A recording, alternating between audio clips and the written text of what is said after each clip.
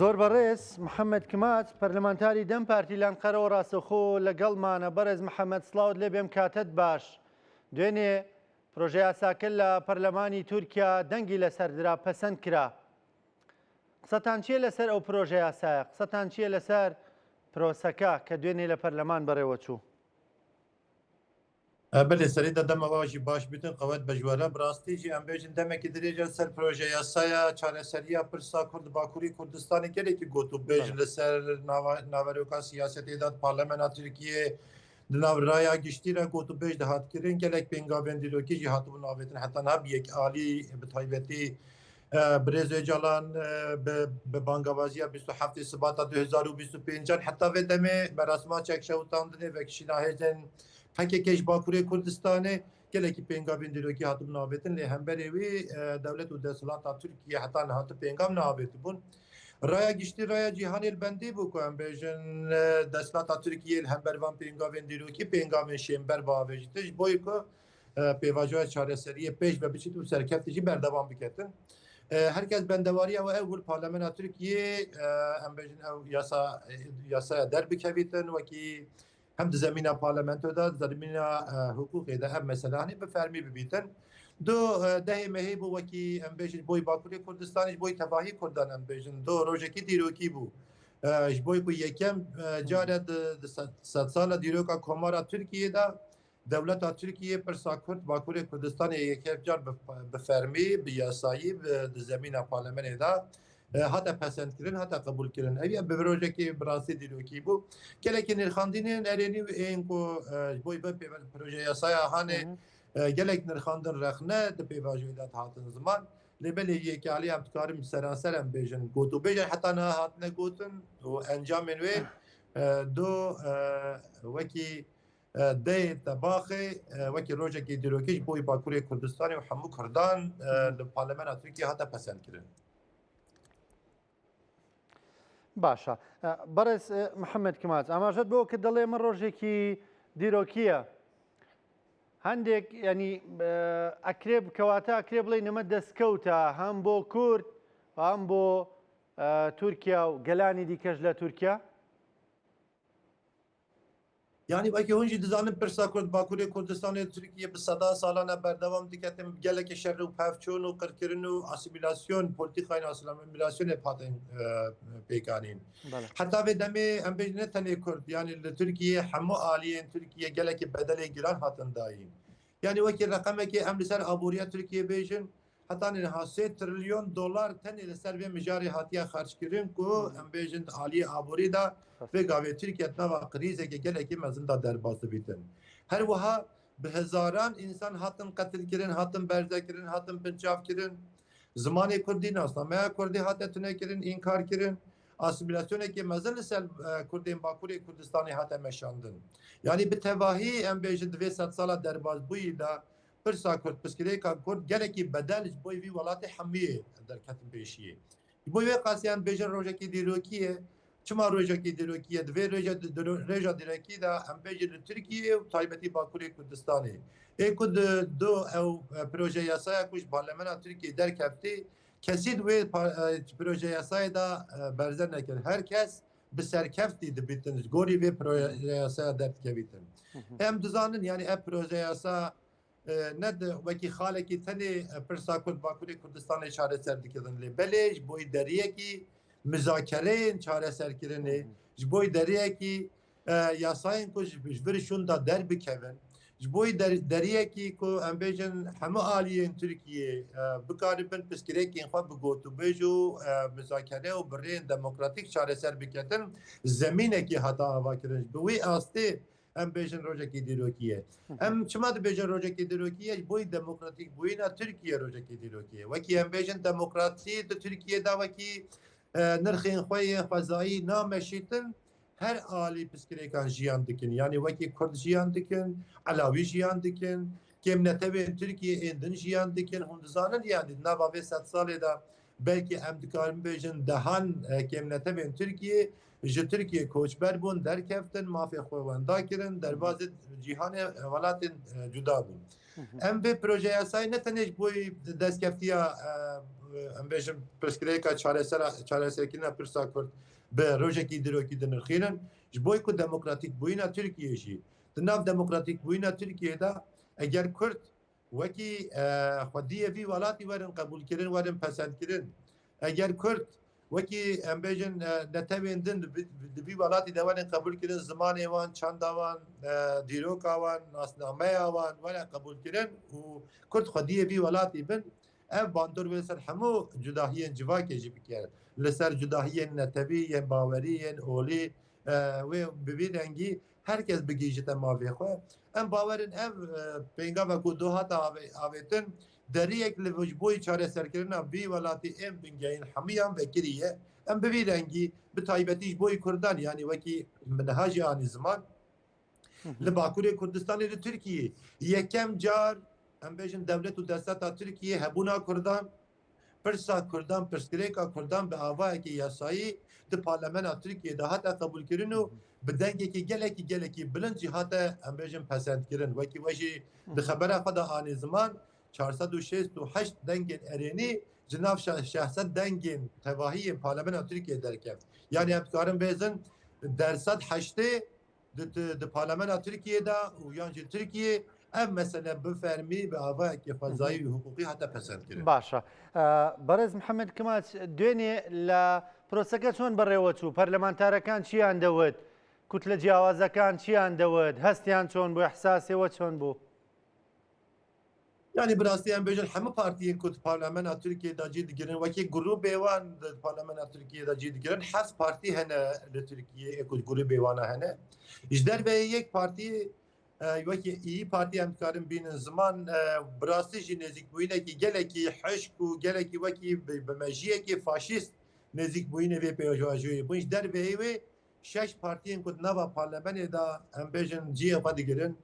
wextê ku qala dîroka sed salî dikirin wextê ku qala pirsa Kurd dikin wextê ku însanên ku hatin qetilkirin ciwanên ku ez bêjin jiyana xwe ji dest dane dayîkên ku ji bo aştiyê heta niha em bêjin gelekî nava hewldanan dane bi avayekî hestiyarî bi avayekî bi poşmanî xwezî ku ez bêjim ev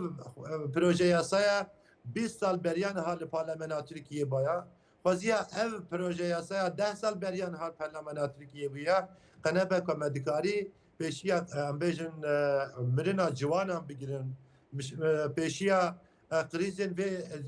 welatî bigirin bi avayekî hestiyarî bi lêbelê bi baweriyek lêbelê bi hêviyekî mezin birastî her partiyekî ji nêrînê xwe li ser vê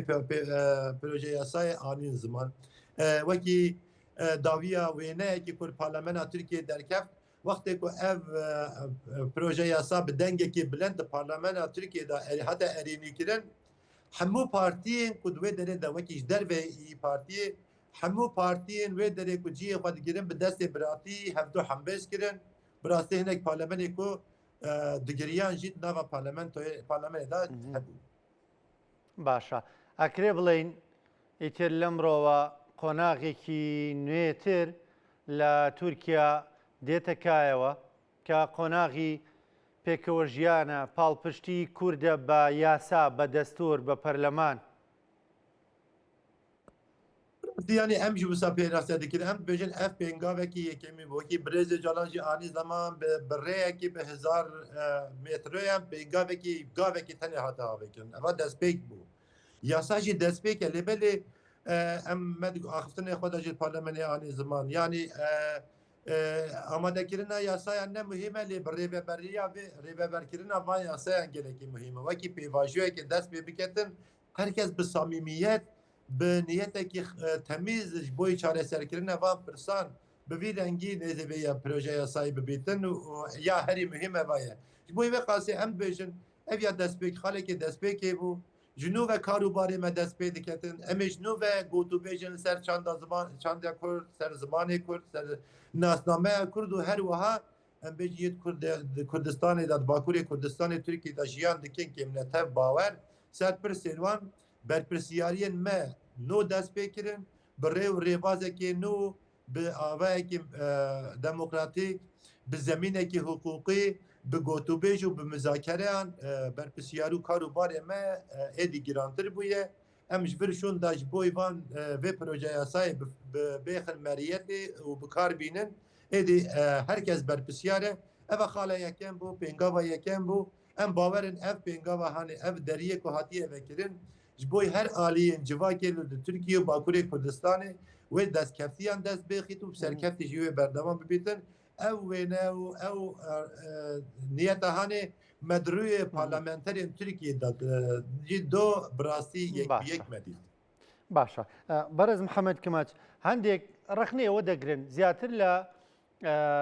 با بڵین 900 کەس 900 زیندانی لە زیندانەکانی تورکیا بە پێم یاسایە ناتوانرێ ئازاد بکرێن و لە زیندانەکانە دەمێننەوە ئەکرێ بڵێنی ترەمە دواقۆناغە و تەوا ئەو 900 زیندانیە هەر دەبێ بمێننەوە یان ئەکرێ لە هەنگاوی ئایندەدا کاری زیاتر بکرێ ینی بۆی کە ئەوانیش ئازاد بکرێن ئەوانیش بەری یاساکە بکەون هەرۆکو باخچەلیش داوای کردووە تەنانەت سەلاحەدین دەمیرتاژ ئازاد بکرێ قسە لەسەرەوەیە ڕەنگە لە ئایندەدا مافی هیوا بە بەڕێز ئۆجەلان بدرێ بله براستی یعنی ام بیژن نوابی اسا هنی دا وکی هنجید بیژن یعنی ام بیژن صدی صد حوالین کد زندانی کرید و مافیا ام بیژن و یاسای و مافیا وان هب کو در بکبنی یعنی آزاد ببن اوی تشتکی نه او تشتی دانی نه لیول ام کارم بیژن صد نوت حوالی می کد زندانی کری کو هم دکارن به یاسای بریا و یاسای و ورن آزاد کردن هیه لیول نقاش کی سر دوزا کوبانی بخو به تایبتی سر برز دمیرتاش و فیگن yüksek da و rehvalên ku vê doza hanê de hatine desteserkirin û vê gavê zindانî ne niqaşekê ser viya heye yani em zelalî jî viya dibêjin yek yani ji bo azadbûyîna Birêz Demirtaş û fîgên yüksek da û rêhevalê wî hewcedariyek yasayekê bîrengî tune bû ji bo ku biryarên dadgeha navnetevî ya ahî mêşxwe li ser vê dozê heye her wiha biryara dadgeha zagone a Türkiye li ser vê mijarê heye ku werin azad kirin lêbelê nava vê yasayê bi xwe da jî em bêjin mafê vê dozê jî heye ku em bêjin li ser vê yasaya hanê hevalê me yê bi vê dozê de hatine desteserkirin azad bibin xalekî di vê vê em bêjin pêşnûme yasayê da heye ew kesên ku di beriya xezîrana 2005 hatine darizandin û bi cezayên giran hatine cezakirin wekî em bêjin cezayên idamkirin cezakirin ew ji viya mafê wan wekî yasayê tune ye em mehnaya wê jî zanin ka çima ew yasa ji vê derê derkeftiye lêbelê ya zelalî ew e ku em bawerin ev pêvajo bi erênî pêş ve biçîtin demekê nêz da ku madeyên yasayên ku ji vê em bêjin yasaya hanê derbikevin wê boî wan hevalan jî mafê azadbûyînê derbikevîtin ya mafê hêviye ser Birêz Öcalan ku wekî Baxçelî jî anî bu ziman birastî em tenê wekî mafê hêviyê ji bo Birêz Öcalan bi kar nayînin wekî em bêjin mafê hêviyê rast e tiştekî erênî bi yekem wextê ku mevlê dinêre tiştekî erênî derdikeve pêş lêbelê piskirêkek jî mafê hêviyê de heye wekî em bi zelalî dibêjin mafê hêviyê ew e ku em bêjin dadgeh dikarin bibêjin ew kesên ku bi giranî hatine cezakirin bi 40 salan zindanê da bimînin wê azad bibin li gor vê rastiyê 13 salê Birêz Öcalan dibînin em vê rastî da em ji bo Birêz Öcalan dibêjin wekî aktorekê sereke vê pêvajoyê pêş vedibin mafê wî ê aktorbûyînê mafê wî ê temsîlkariya aliyekî mafê wî ê ku em bêjin bikarî kar û barên xwe ên vê pêvajoyê pêş ve bivet û serkeftî berdewam biketin mafê wî heye ne tenê ser mafê hêviyê em bikartînin بەرز محەممەد کماچ هەندێک ڕخنەی ئەوە دەگرن بەشێک لە سەرکردە دیارەکانی پەکەکە کە تەمەنی خۆیان لە شاخ بردوۆتە سەر بەرم پرۆژه یاسایە ناکەون ئەوان یانی ئەم پرۆژه یاسایە کە ڕەنگە خەونیێوانیش بوو بێ کاشی لە تورکیا بەدی بێ بەڵام ئەوان بەر پرۆژه یاساکە ناکەون ناوەکانی زۆرن مەسەلەن ینی سەرکردە دیارەکان مراد خەرەیلان جەمیل بایک بەسێ هۆزات زۆری دیکەوانی دیکەش براستی ew jî rast e yani em bêjin vê proje yasaya hanê de em serî da jî dibêjin em îdeyekî me wîsanî ne ku em bi vê proje yasayê de hemû piskirêkan çareser dikin rastî nêzîkbûyîne ku em bêjin ser serkirdeyên pekekî asta bilind da ku ji derveyê vê yasayê dimînin او جه هناك حساسيات دولة تركيا اكو بنافعي هنا يعني ام بيجن وقت اكو ببيدن جيورن بيناسا كدن هند بينن ام بيجن آليين نتاو فلسطين تركيا بمجرى هنا شاب بكتين ام فير وكي سريدا جي مقود ام في بروجي يسا هاني دا براستيجي يعني هر تشت وكي غوري دلي منينه ليش بوي بينكا وكي اريني هنا كيماني ويجي هاتن يعني ويبرن قبول كرن ام كان في مجارة كو سركردين بكا كي اصلا بلنتا دربه معناوي يانجي بتايبتي بوي ما فيه بي يانجي مجارة بريزو جالان وهر وها اكو 2000 بريا 2005 هاتن سوشتار كرن اجدر و ماني بله هداي خالن في بروجي ياساي نري غوري دريمه لي بله جبوي بينكا با يكم خالکی دیروکی بو ام باورن اف پیش و yani bir serkefti berdavan biketin ev pişkireyken ku vega be em tînin ziman dinava demê da wê hemû werin çareserkirin. سپاس دەکەم زۆر بەڕێز محەممەد کماچ پەرلەمانتاری دەم پارتی سپاس کە بەشداریت کرد لەگەڵمان بۆی کە ئەم مژارە بۆ گەلی مە لە باشوور ڕوون بکەیتەوە سپاس دەکەم سپاس بۆ بەشداریکردنت دەم باش مامۆستا قەوەت بژوەرە زۆر زۆر سپاس